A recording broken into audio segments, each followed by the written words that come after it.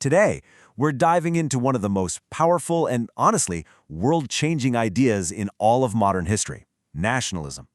It's a story that kicks off with this incredible dream of freedom and unity, but it takes a turn, evolving into a force that would redraw the entire map of Europe and eventually lead to a world war.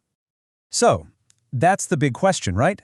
How can a single idea, just a concept, get so powerful that it topples ancient empires, creates brand new countries, and then ultimately plunges a whole continent into a completely catastrophic war?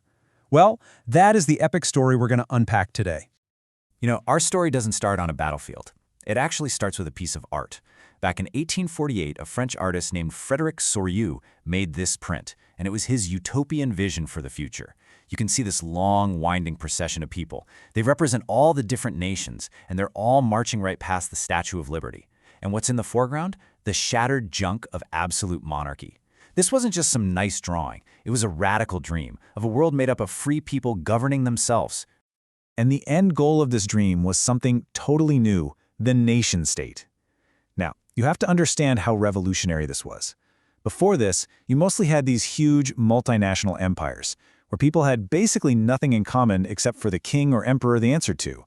The nation-state, though, that was all about a people with a shared identity, a shared history, running their own show.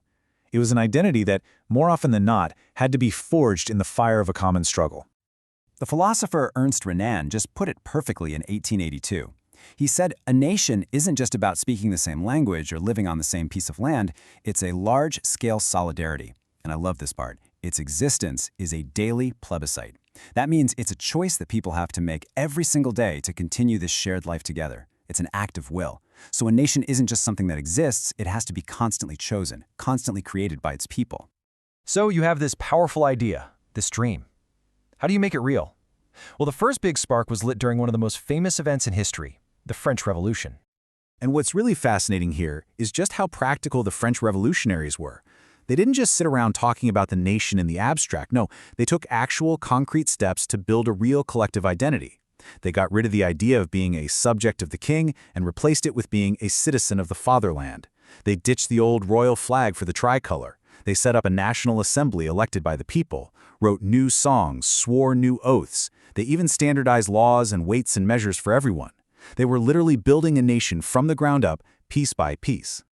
And then, of course, Napoleon enters the scene. As his armies stormed across Europe, they carried the ideas of the revolution with them. Things like equality before the law and getting rid of the old feudal system.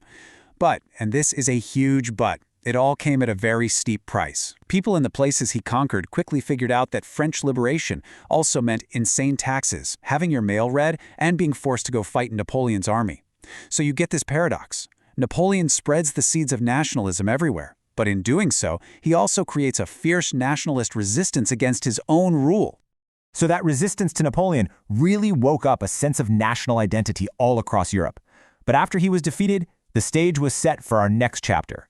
A long, drawn-out struggle between this powerful new idea and the old order, which was absolutely determined to crush it. Right. So after Napoleon is finally beaten in 1815, the old conservative powers strike back hard. They all meet at the Congress of Vienna, and guys like the Austrian Chancellor Metternich are basically trying to turn back the clock. Their goal was simple: put the old kings back on their thrones and create a new conservative order that would stamp out any future revolutions. And this quote right here, it just perfectly captures the mood they created. It's from a satirical cartoon that was making fun of the censorship at the time. The supposed rules for a club of thinkers sarcastically say that silence is rule number one, and they'll be handing out muzzles to stop anyone from talking. It's a joke, but it perfectly shows you the kind of oppressive world these revolutionaries were fighting against.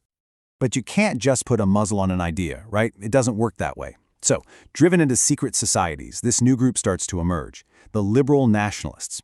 A lot of them were from the educated middle classes, and their demands were crystal clear and totally radical for the time.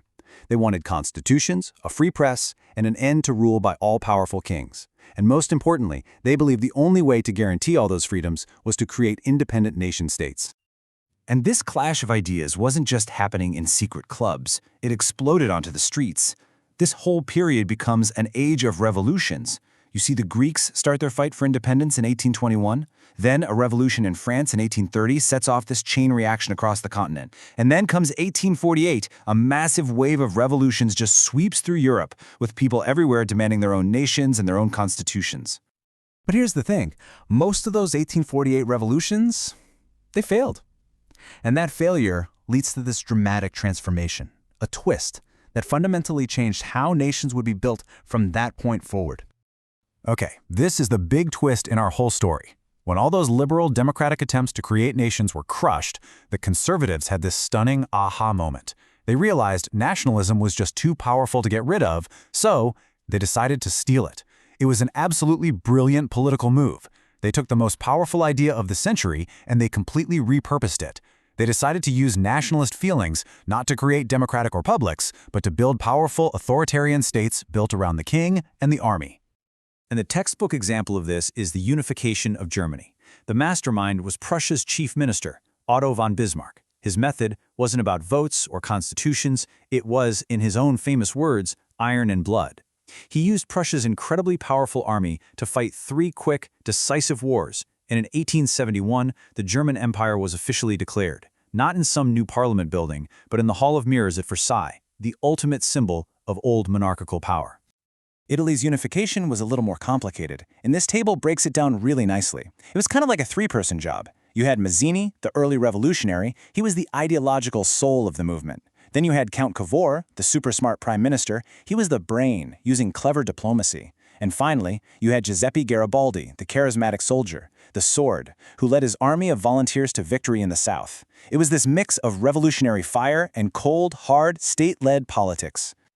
But this new, more aggressive type of nationalism, well, it had a dark side, a really dark side. By the end of the 19th century, that idealistic dream of a brotherhood of nations was about to turn into a complete nightmare. So what happens is the whole character of nationalism changes.